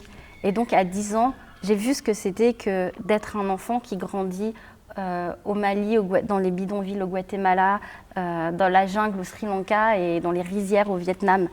Et donc, voilà, j'ai vu ça quand j'avais 10 ans, ce que c'était que ces enfants qui se débrouillaient. Voilà. Et du coup, voilà, peut-être que cette vie aurait été, la solution aurait été de faire de la gestation pour autrui. Je lisais ces phrases terribles où ce sont des femmes qui donnent naissance à des bébés bien dodus, tout blancs, alors qu'elles sont des faciès comme le mien. Je me dis, c'est quand même fou, parce qu'en fait, rien ne leur appartient. En fait, il y a juste le corps qui est donné. Et donc, je trouve ça terrifiant. Marine, en ce moment, vous travaillez sur cette question des 1000 jours, les 1000 premiers jours. Est-ce que vous voulez nous expliquer un peu ce que c'est que voilà, cette coordination qui est mise en place un peu de manière nationale, et puis ce qu'il est important de savoir sur ces 1000 jours? Oui. Alors, c'est une commission gouvernementale qui a été lancée par Emmanuel Macron pour finalement comprendre l'importance de ces 1000 premiers jours. Et en fait, cette commission est finalement le résultat d'années de recherche sur notamment une thématique qui, du coup, me tient à cœur, qui est l'épigénétique. Et l'épigénétique, en fait, pour faire simple, c'est finalement comment l'environnement global va poser des marqueurs sur le génome, notamment lorsque l'embryon devient un fœtus et que le bébé grandit. En fait, ça va poser des marqueurs sur le génome. Et donc, ensuite, l'environnement, en fonction de comment est-ce qu'il est, peut ou pas déclencher la réceptivité de ces marqueurs, en fait. Voilà. Et donc, dans une logique de santé publique, le gouvernement se dit, plus on influe tôt sur l'environnement, et moins il y aura de marqueurs, et dont les conséquences sont les grands sujets qui sont portés depuis un certain temps sur le plan gouvernemental, qui est la lutte contre l'obésité, la lutte contre les maladies cardiovasculaires, etc. Et en fait, aujourd'hui, cette commission, sur le plan scientifique, est très, très intéressante, parce que ça permet de creuser et de mieux comprendre le mystère qui se joue dans le monde intra-utérin. Ça, c'est une évidence, et je trouve que c'est une bonne nouvelle. Voilà. Maintenant, dans la réalité de cette commission, ce que moi je peux regretter, c'est que c'est une commission qui a été effectivement reprise par le monde politique sans forcément être dans, comment dire, la précision, en fait, de la qualité de ce sujet-là. C'est récupéré, vous voulez dire? Oui, c'est ça, un peu, si je puis le dire ainsi, c'est récupéré.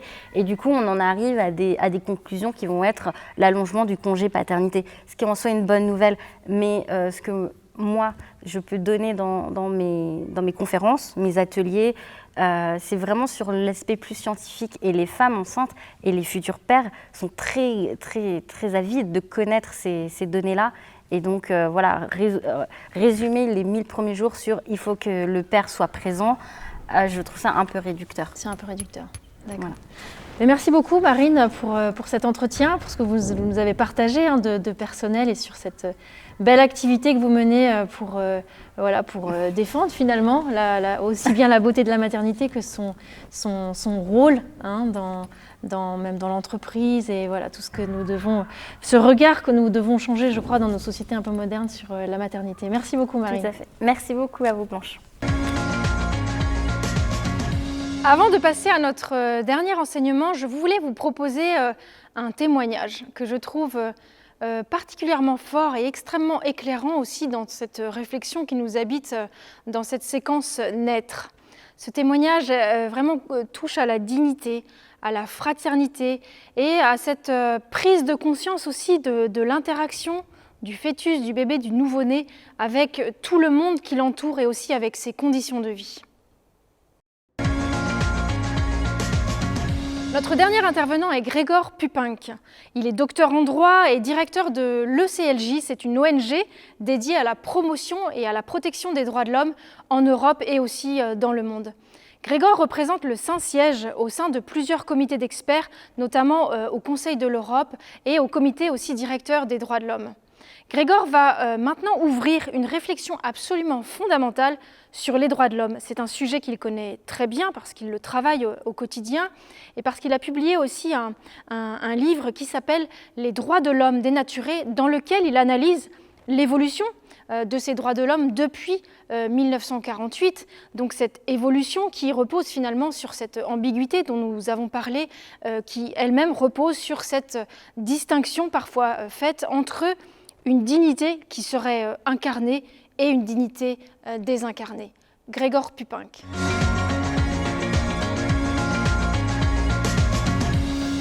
Vous savez, la dignité de la personne humaine, la dignité humaine est une notion qui est vraiment essentielle, dont on parle beaucoup. Toutefois, il est difficile de savoir ce qu'elle comporte, ce qu'il y a derrière cette notion.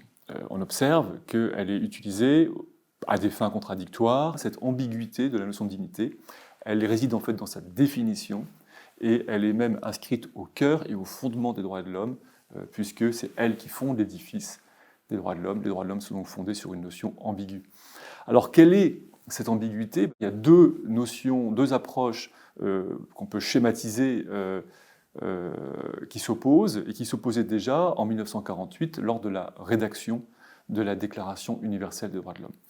Ces deux notions, ces deux approches opposées, eh bien, elles se distinguent quant à leur conception de la relation entre le corps et l'esprit. Alors quand je parle d'esprit, il faut comprendre ça de façon large, à savoir aussi bien les facultés intellectuelles que de volonté, que l'âme, l'esprit. Donc je mélange aussi bien, j'associe aussi bien l'âme et l'esprit ensemble en parlant de capacités spirituelles. Alors deux conceptions qui s'opposent, deux conceptions radicalement différentes, desquelles découlent des droits radicalement différents. Alors, première conception, la conception qui est aujourd'hui acceptée et transmise par la tradition chrétienne, mais qui a une origine beaucoup plus ancienne que l'on peut faire remonter, comme toujours en philosophie, aux premiers philosophes de l'Antiquité, et en particulier à Aristote. Cette première conception, elle, est importante parce que, et elle a une grande valeur, parce qu'elle conçoit l'être humain comme étant l'union harmonieuse du corps et de l'esprit. Elle reconnaît évidemment que l'homme se distingue du reste du monde créé, du reste même du monde animal, par son intelligence.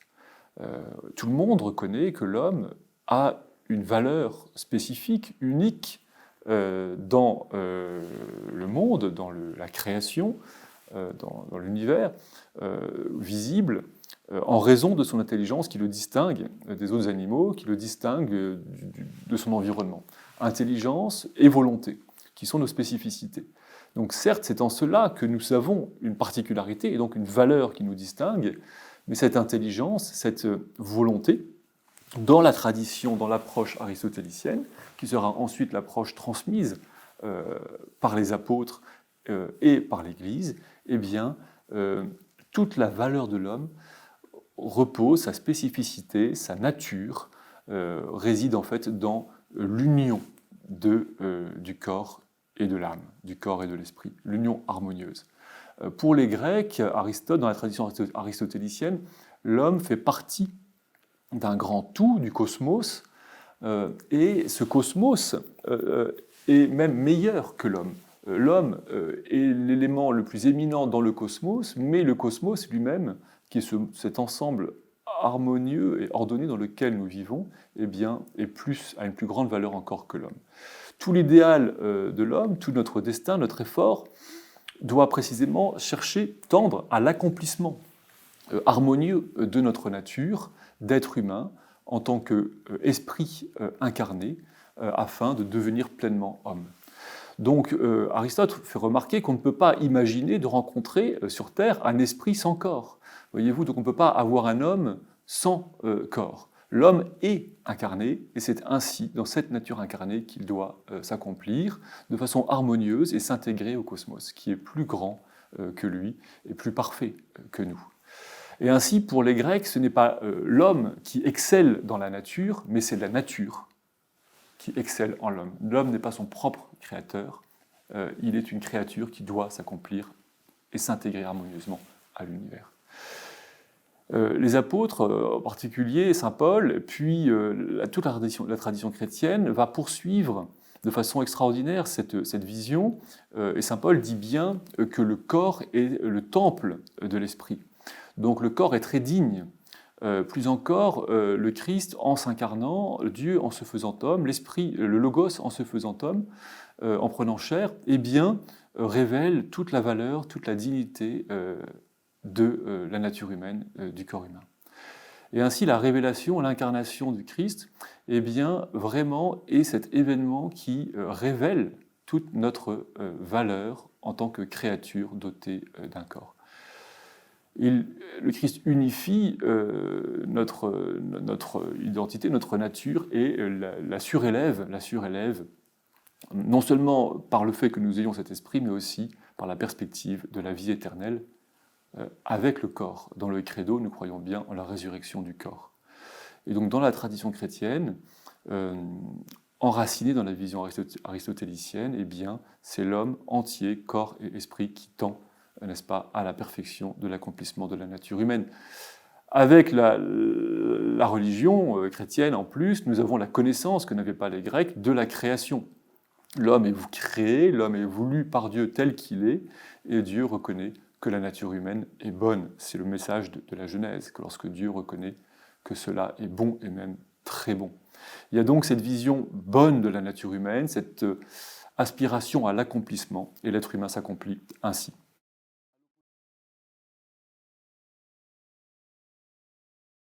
À l'opposé, l'autre conception, c'est la conception désincarnée, la conception disharmonieuse qui, comme souvent, remonte à l'opposé d'Aristote dans la tradition platonicienne, qui voyait, au contraire, dans le corps, une prison pour l'âme. Voyez-vous, non plus un temple pour l'âme, mais une prison pour l'âme. Cette idée que, certes, oui, effectivement, toute la valeur de l'homme réside dans son esprit, dans sa capacité à être libre, à vouloir, à concevoir, à penser, et le corps ne serait qu'un poids, une charge. Dans cette tradition qu'on peut qualifier de dualiste, eh bien, l'homme serait humain uniquement par son esprit et serait animal par son corps. Et là, on voit très bien s'immiscer une rupture douloureuse dans la nature humaine entre l'esprit et le corps. Et là, il y a une scission, une vision dualiste qui sépare l'esprit du corps pour ne valoriser finalement que l'esprit et avoir tendance à dévaloriser, voire même souvent à mépriser le corps. Cette conception dualiste qui oppose l'un et l'autre eh bien, va aussi se transmettre à travers les âges, dans la philosophie, d'abord dans les écoles de pensée gnostiques, et puis elle va trouver par la suite, à la Renaissance, au XVIIIe et surtout au XIXe siècle, de nouvelles expressions allant jusque donc au XIXe siècle, s'associer à la théorie de l'évolution. Et là, c'est très important parce que la théorie de l'évolution donne, donc de Darwin, donne un soutien scientifique à la vision de l'anthropogénèse gnostique, ça veut dire la vision de l'origine de l'esprit humain gnostique. Dans la vision gnostique, la vision dualiste, eh bien l'esprit humain serait comme par miracle issu, n'est-ce pas, de la vie organique, laquelle serait issue de la matière. Donc dans cette conception gnostique, qui sera reprise ensuite dans la conception darwiniste, évolutionniste, eh bien la vie émerge de la matière, par miracle, et l'esprit émerge de la vie. Donc il n'y a plus cette idée de création au sein d'un ensemble harmonieux, mais il y a au contraire cette idée dynamique d'affirmation d'abord de la vie, puis de l'esprit à partir de la matière. C'est une conception matérialiste de la personne, de l'être humain, et une conception progressiste parce qu'elle conçoit l'humanisation, l'homme, comme le résultat d'un processus d'émergence de la vie à partir de la matière. Et elle perçoit donc l'humanisation, cette idée d'élévation en humanité, comme un processus d'arrachement de l'esprit à l'égard de la matière, comme un processus de spiritualisation.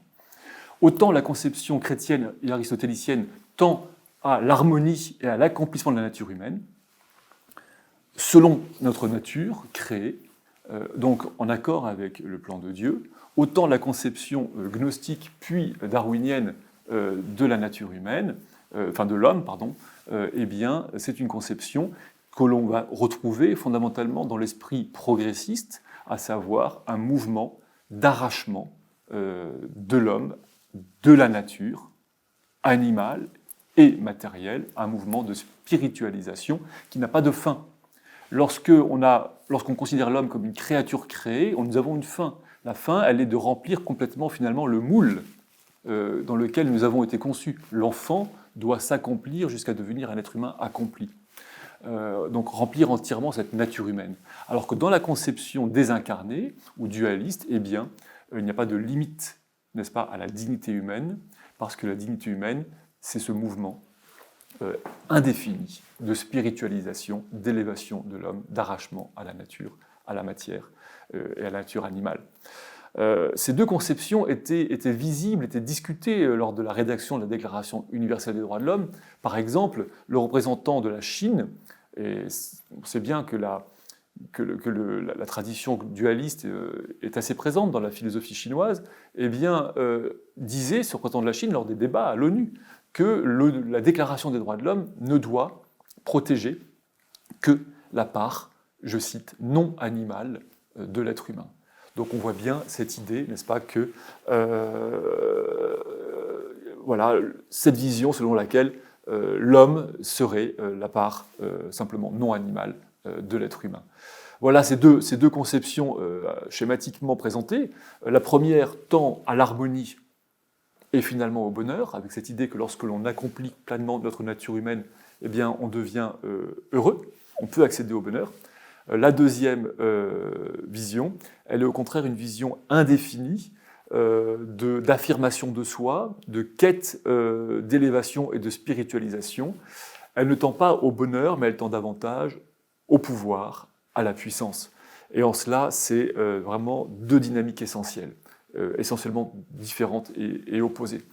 La seconde dynamique de la dignité désincarnée, eh bien, elle ouvre la porte directement à ce que nous connaissons aujourd'hui, à savoir le transhumanisme, puisqu'elle conçoit que l'homme peut et doit s'élever dans la continuité de cette évolution darwinienne, et que plus il s'élèvera, plus il s'arrachera à la matière, plus il sera humain, plus il sera digne.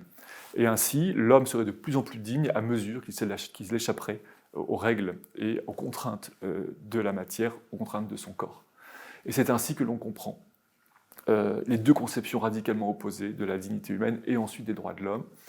De la première conception harmonieuse et incarnée de la dignité humaine découlent tous les droits qui tentent à protéger l'intégrité de la personne, esprit et corps, notamment le principe fondamental de l'indisponibilité du corps humain, qui nous interdit de nous suicider, qui nous interdit de vendre des organes. Et de la deuxième conception de la dignité, la conception désincarnée, qui elle est dualiste et violente, on va dire dynamique, eh bien, découlent les autres droits qui font primer la volonté de la personne sur son propre corps. Et en particulier, le nouveau droit à disposer de son corps. Cette idée que la volonté peut avoir un droit sur son propre corps.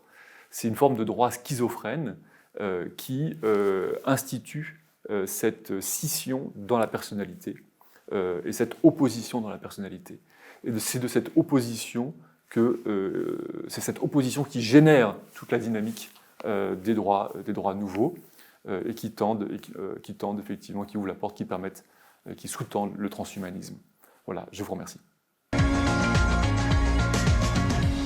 Gregor nous a brillamment aidé à comprendre cette ambiguïté originelle sur l'interprétation de la dignité et donc à comprendre pourquoi les droits de l'homme aujourd'hui vont parfois contre la nature humaine et pourquoi ces droits avancent désormais vers la libéralisation de pratiques controversées. Tout ça évidemment derrière une vision progressiste qui entend désormais façonner l'être humain. Mais en conclusion, j'aimerais qu'on se rappelle que, malgré l'importance majeure et l'impact de ces droits, les droits de l'homme ne définissent pas l'homme. Ne laissons pas au fond l'être humain se résumer ou se décrire par ses seuls droits. Nous arrivons au terme de notre séquence naître. Voilà, j'espère que vous avez été nourris, intéressés, émus peut-être, bousculés parfois aussi, éclairés en tout cas, j'espère. Je vous rappelle que pour ceux qui le souhaitent, il y a un parcours de réflexion en fin de votre livret dans lequel vous pouvez prendre le temps de noter ce que vous voulez garder de précieux de cette séquence, ce qui a peut-être évolué dans votre regard sur ce sujet. Il me reste à vous remercier vraiment pour votre attention et je vous retrouve bientôt pour notre prochaine séquence qui s'intitule « Vivre ». À bientôt.